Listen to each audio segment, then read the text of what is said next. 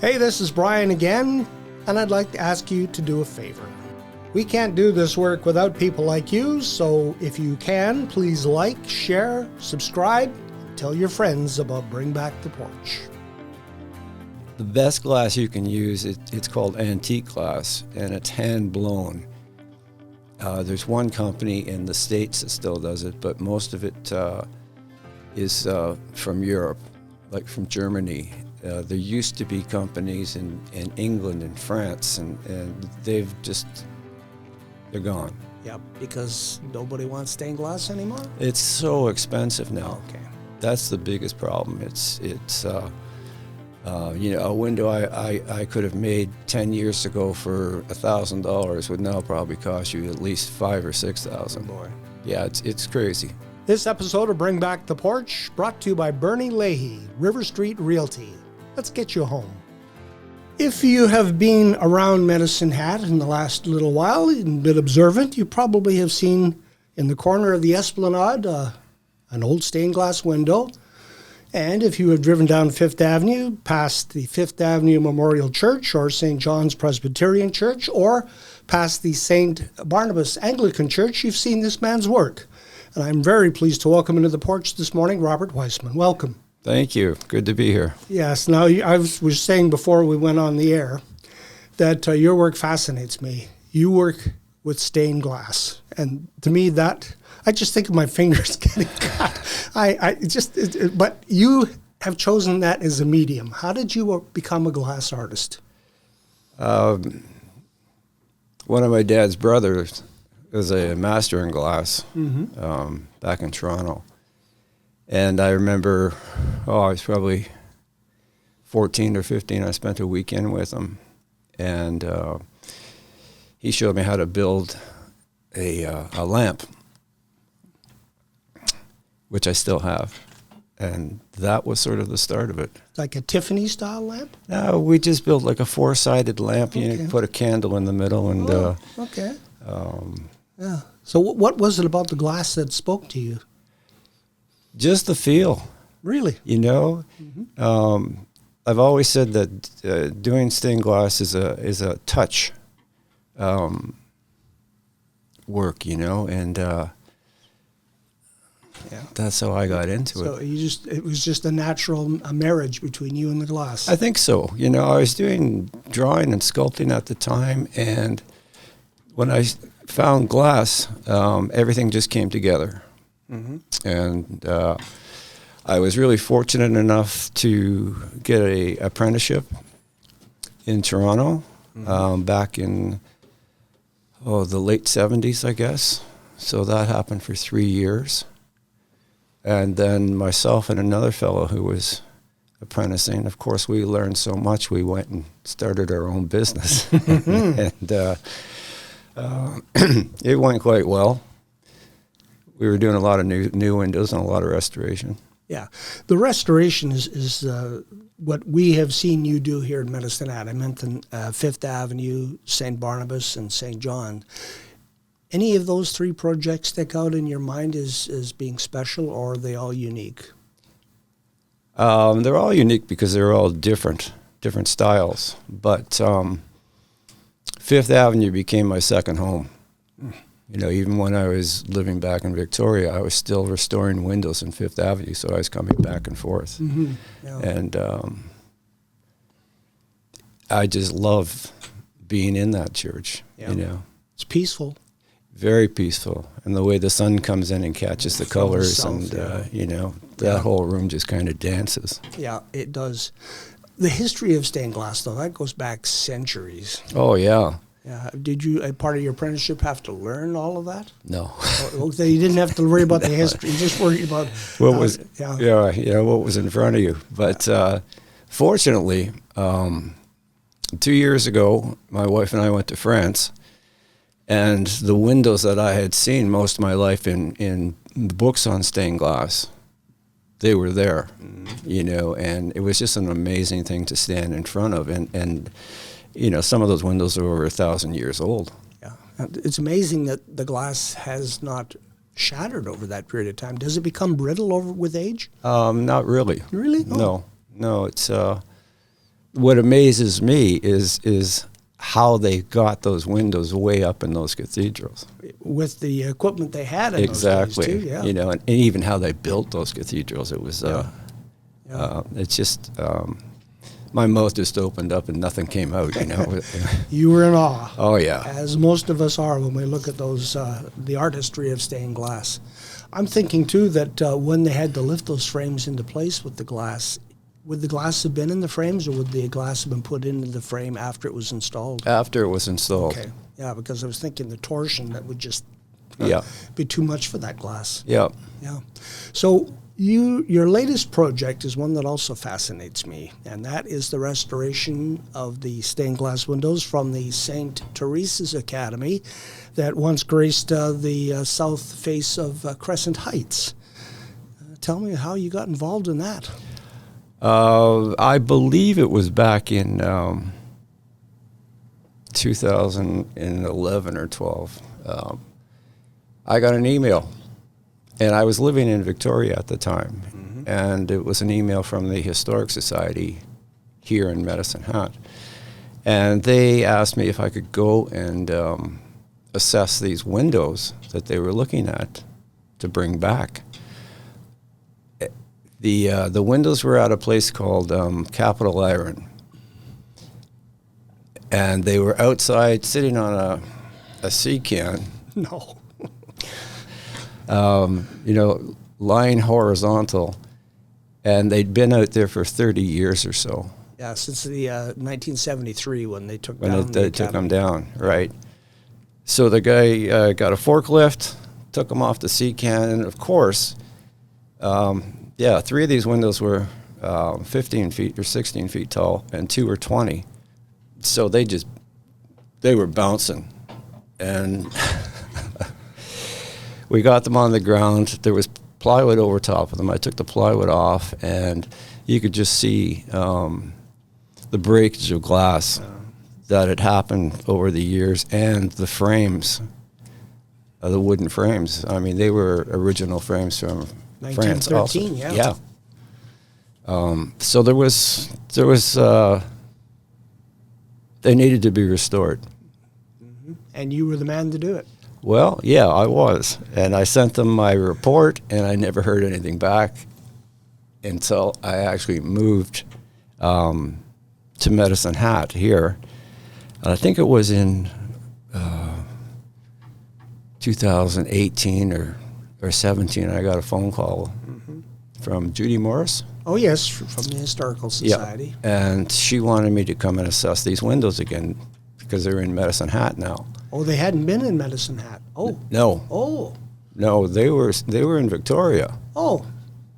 Yeah. Oh, that's a circuitous route. Well, apparently, when the windows were removed from the original academy, one of the people that removed them, one of the workers, his wife had been to school there. Okay.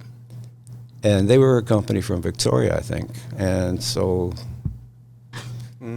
obviously nobody cared about the windows, and they just took them. Yeah. And then now the Historic Society was trying to bring them back. Okay. So I went and I looked at the windows again, and we assessed them again because now they'd moved some more times, so they were bouncing more. And they were at a truck firm here. And then I guess they moved them again, so they're bouncing again to IXL. Okay. And that's where I went a third time to go and see them. And that's when some decisions were made on we're going to restore these things, but we have to find a place for them. Where to put them when they're finished. And that proved to be the hardest part because of the size. Yeah. And I know the Historic Society tried really hard to place these, and it just didn't happen. Okay. So they came to me and said, you want to buy them? And we talked about it, and they were talking about maybe selling them to a firm in Calgary that,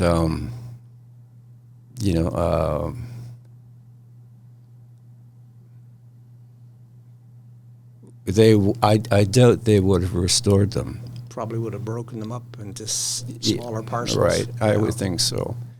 And I didn't want to see the windows leave Medicine Hat again. Good for you. You know, there's historic value in that. There's a story in it.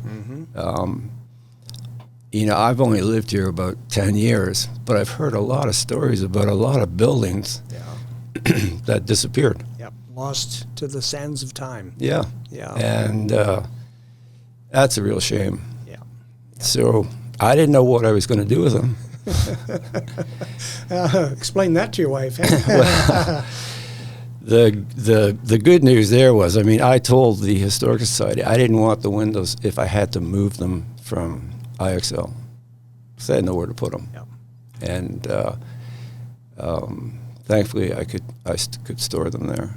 Okay, so you began work on restoring them around 2019, 20? Do you have a time frame? I think around 2019, because up until then, there was nobody who wanted them. So there was no rush. There was no rush. But there's a lot of fear on my side, because I was thinking, what am I going to do with these things? Yeah. You know, if anything happens to me or whatever. When you started working on them, the condition compared to when you first looked at them in Victoria in 2010 and all the moves in between, I guess there had been further damage? There had. Lots of small pieces? Just a lot of cracks in the glass. I mean, the lead is good for about 70 years in a perfect world. 70? 70. Okay.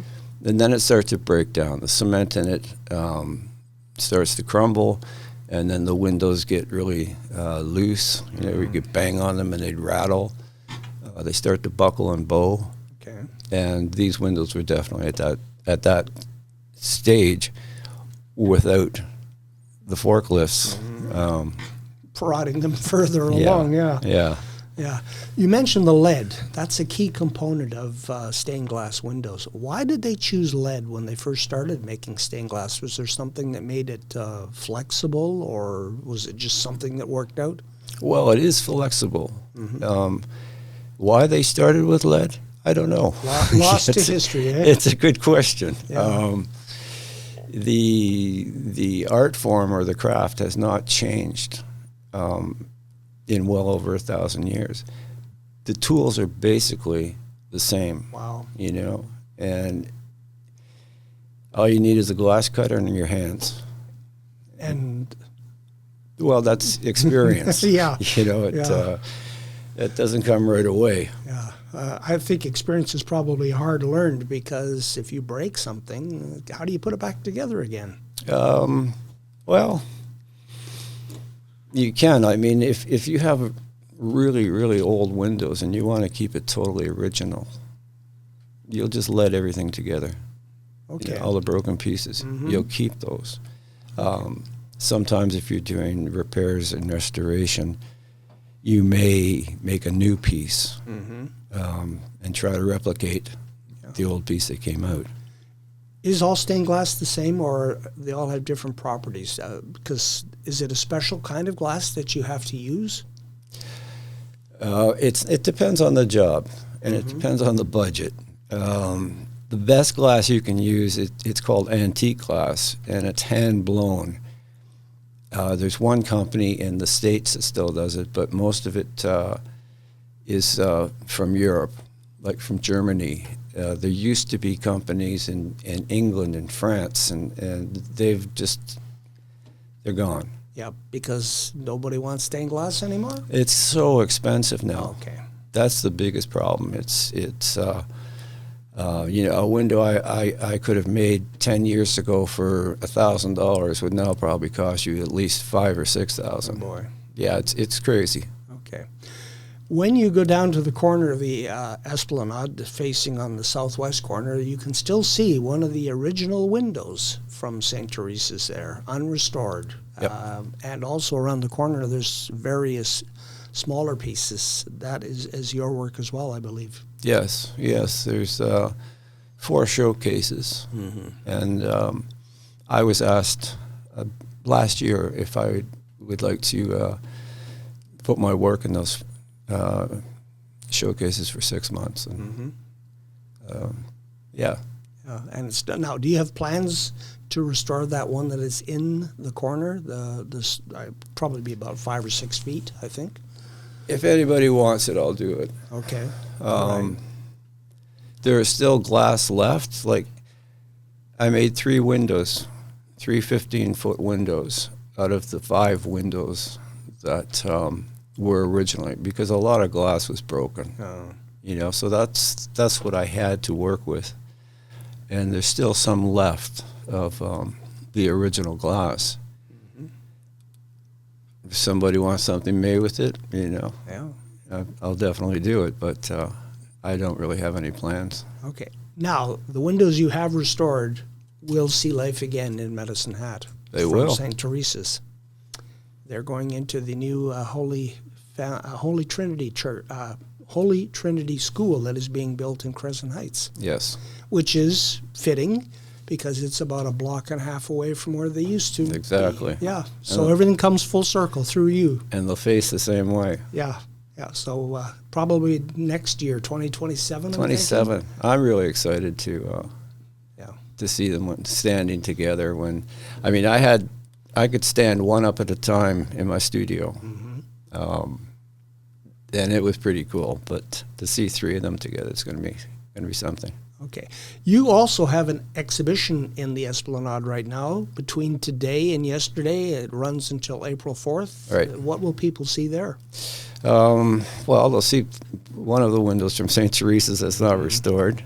They'll see in one of the other showcases, I do sculpture in glass. Okay. So that'll be in one of the showcases. And then in another one, I made a window just for the show. And it's painted. And I used a lot of old wooden frames to set the glass in. And there's also a window that was scraps from a job I did at St. Peter's Lutheran. In Medicine Hat? In Medicine Hat. Okay. Yeah. Okay. Oh, So fascinating. Those are the four showcases. Do you blow the glass yourself? No. Oh, you have never tried that? I have tried it. I would love to do it, but it's so expensive to do it, to get the equipment and stuff like that, wisely I just said no. Okay. Are you familiar with the history of glass in Medicine Hat? That we used to have a place where they made blown glass. I've been told that. Yes, Alta Glass. Yes. Yeah, and some of that work is still prized by collectors. They have some down at the Esplanade, don't they? Yeah. Yeah. Yeah. It was one of the places that people went to see as tourists when they came through Medicine Hat, because it was quite amazing to watch them with their long rods in the fire and turning it and blowing it. Yeah. And it really was a sight to see. And sadly, again, something else we've lost through the history of our city. But tell me about the name of your exhibit, between today and yesterday. That came, I guess it's my work. I deal with a lot of stuff from yesterday. And doing the new window that I did for this show, that was between today, and everything else is in between. Okay. And it just... Sort of like a caption of your life work. Exactly. Yeah. Now, people that are listening to this or watching and thinking, I wonder if he could do something for me. How do they get a hold of you? They could phone me. Okay. Do you want to give your phone number out? Sure. Or we can just put it up on the screen for them. It's 250-383-4197. Okay. And you also have a Facebook page. Yes. And That's just Weissmann Glassworks. With 2 S's and 2 N's. Correct. All right. Robert Weissmann, I am very thankful that you came in for the visit. Thank you. You take care. I enjoyed.